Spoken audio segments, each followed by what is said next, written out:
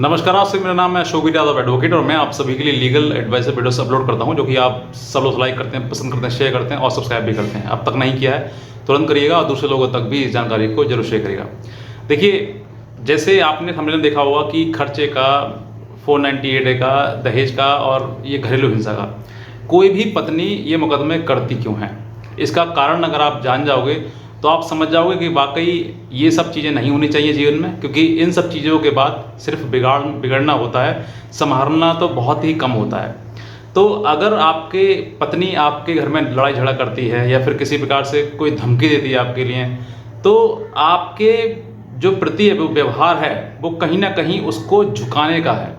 मतलब उसका जो मंशा है, हालांकि शादी जो होती है वो शादी एक दूसरे के साथ रहने के लिए होती है। बहुत कम ऐसे चांसेस होते हैं जहाँ पर पति पत्नी की मर्जी नहीं होती है, भाई मेरी मर्जी नहीं है, उसकी मर्जी नहीं है, तो आपसी रजामंदी से अलग हो जाते हैं। लेकिन जहाँ पर शादी दोनों की रजामंदी से हुई है और अब जाके झगड़े हो रहे हैं उसमें, उस परिवार में, तो उसके पीछे अगर पत्नी आपके ऊपर मुकदमे किए हैं उसने, या दहेज का किया है, या खर्चे किया है, या घरेलू हिंसा किया है,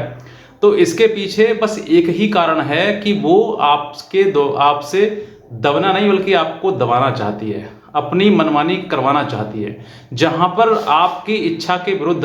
मतलब जो चीजें हो रही हैं घर में, वो चाहती है कि मेरे इच्छा के अनुसार हो, जो मैं चाहूँ वो हो, जैसे मैं कहूँ वो हो, और मेरे अकॉर्डिंग ही ये ससुराल चले। जब पत्नी को ये लगता है कि मेरे अकॉर्डिंग नहीं चल रहे हैं, तो वो घर में विवाद करना शुरू करती है, लड़ाई झगड़ा करना शुरू करती है, और बात बात पे गुस्सा होना शुरू करती है, और उसके बाद धमकी, और फिर उसके बाद धमकी नहीं से भी नहीं सुधरते हैं तो फिर वो मुकदमा कर देती है, चाहे वो दहेज का हो, चाहे वह फिर घरेलू हिंसा का हो, या फिर मेंटेनेंस का हो। इन सब चीज़ों के पीछे जो केस करने के पीछे जो मंशा होती है पत्नी की, वो यही होती है कि आपको मानसिक प्रताड़ना देना, आपको मेंटली टॉर्चर करना। जहां पर पति कोई भी किसी प्रकार की जानकारी नहीं होती है कि भाई उसको कोर्ट में कैसे क्या करना है, कोर्ट में क्या होगा क्या नहीं होगा, आगे खर्चा देना पड़ेगा नहीं देना पड़ेगा, वो सब चीज़ें नहीं पता होता है, तो फिर पति का एक ही काम होता है कि वो आप मेंटली जो है वो इतना टॉर्चर हो जाता है कि बहुत सारे लोग, जो पति जो है वो इसके लिए सुसाइड भी कर लेते हैं। लेकिन महिलाएं ये नहीं समझती हैं कि मेरे द्वारा किया हुआ कृत्य, किया हुआ जो अपराध है वो कितना घातक हो सकता है दूसरे व्यक्ति के लिए। लेकिन वो जानबूझकर इस सब चीज़ें कर देती हैं और बाद में कहती हैं कि मेरा पति तो मुझे रखे ही नहीं रहा है। अरे वो रखेगा कैसे आपके लिए? आपने इतने उसके ऊपर मुकदमे कर दिए, तो वो रखने सोचेगा कि अपने को आपको बचाने की सोचेगा? तो ये चीज़ें जो सामने जब आती हैं तो वही यही है कि पत्नी लास्ट में वही कहती है कि सर मैंने तो अपने पैरों को कुल्हाड़ी मार ली और मैंने नहीं सोचा था कि ऐसा होगा। और एक चीज़ आपने बहुत देखी होगी कि जब पत्नी सर मुकदमे कर देती है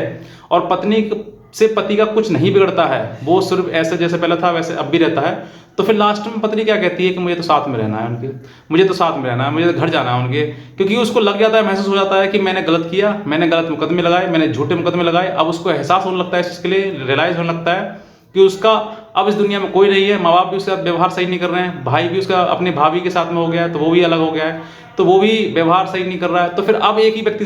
दिखाई देता है कि वो पति है,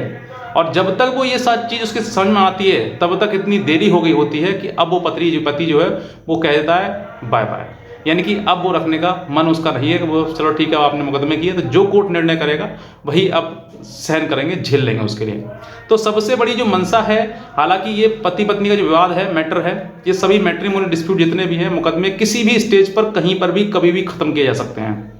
लेकिन अगर इन्हीं केसेस में कोई बड़ा अपराध आता है, जैसे 377 हो जाता है, 376 हो जाता है,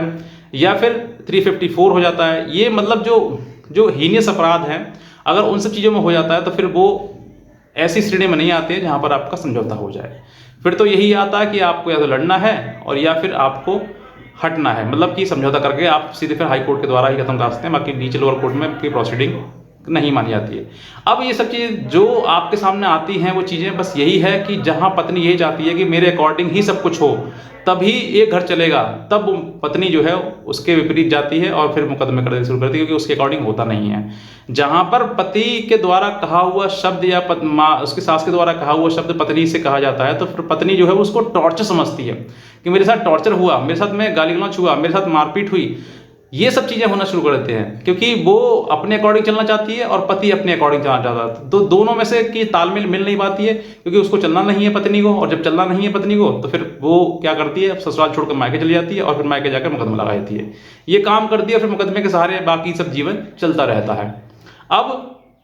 समझना क्या है, मान लीजिए मैं कह रहा हूँ आपकी पत्नी की इस तरीके की है, वो अपनी चलाना चाहती है, तो कुछ बातें उसकी माने, कुछ बातें अपनी रखें उसके सामने, क्योंकि झगड़े से आपका विवाद होगा, जीवन सुधरेगा नहीं। झगड़े का सिर्फ एक ही रास्ता होगा लास्ट में, अंत में, या तो आपका तलाक हो जाएगा, या फिर आप लड़ते लड़ते इतना समय बीत जाएगा कि अब आपका एक दूसरे के साथ रहना समय मतलब संभव नहीं हो पाएगा।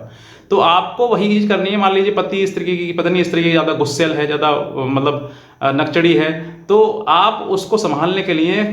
उसकी ज़्यादा बातें माने, कुछ बातें अपनी मनवा लें। लेकिन आप सब ये सोचेंगे कि नहीं नहीं मेरे घर में मेरी ही चलेगी, तो फिर घर परिवार टूट जाएगा, बिगड़ जाएगा। आपकी 10% चल रही है तो 90% उसकी चलने दीजिए, वरना परिवार पूरा टूट जाएगा, मुकदमे आपके ऊपर हो जाएंगे, और आप जो है, और लड़की दो है, दोनों के दोनों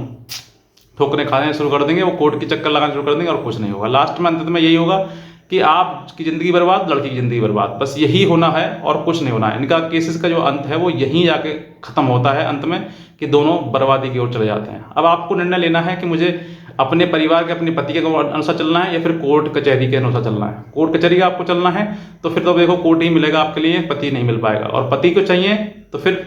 आपको समझना है कि उस तरह की स्त्री की ट्यून रखनी है। यही एक कारण होता है जो ज़्यादातर मुकदमे अब तक किए जाते हैं, वरना इनके पीछे ना ही तो कोई आज के समय में ऐसा दहेज मांगता है, ना ही कोई ऐसा व्यक्ति है जो घरेलू हिंसा करता है। हर घर में घरेलू हिंसा होती है, छोटी मोटी परिवार में जो चीज़ें होती हैं वो सब जगह होती है। ऐसा कोई घर परिवार नहीं है जहाँ पर छोटे मोटे लड़ाई झगड़े या कोई छोटे मोटे गुस्सा नहीं होती हो। ये प्राकृतिक नेचर है, ह्यूमन नेचर है कि एक इंसान जब हंसता है, खुश होता है, तो उसको गुस्सा भी आता है। गुस्सा आएगा तो फिर वो रोएगा भी। तो कुछ भी हो सकता है, ऐसा नहीं है कि बहुत ज़्यादा घरेलू हिंसा हुई और उसको घर परिवार से कोर्ट तक ले गया, कोर्ट से लड़ने की कोई क्षमता नहीं है, लड़ने का कोई अंत नहीं है। आप थाने से कोर्ट जाते हैं, कोर्ट से हाई कोर्ट सुप्रीम कोर्ट जाते हैं, लंबा समय चलता रहता है, कोई भी अंत, कोई सीमा नहीं है। उसी प्रकार से आप अपने जीवन का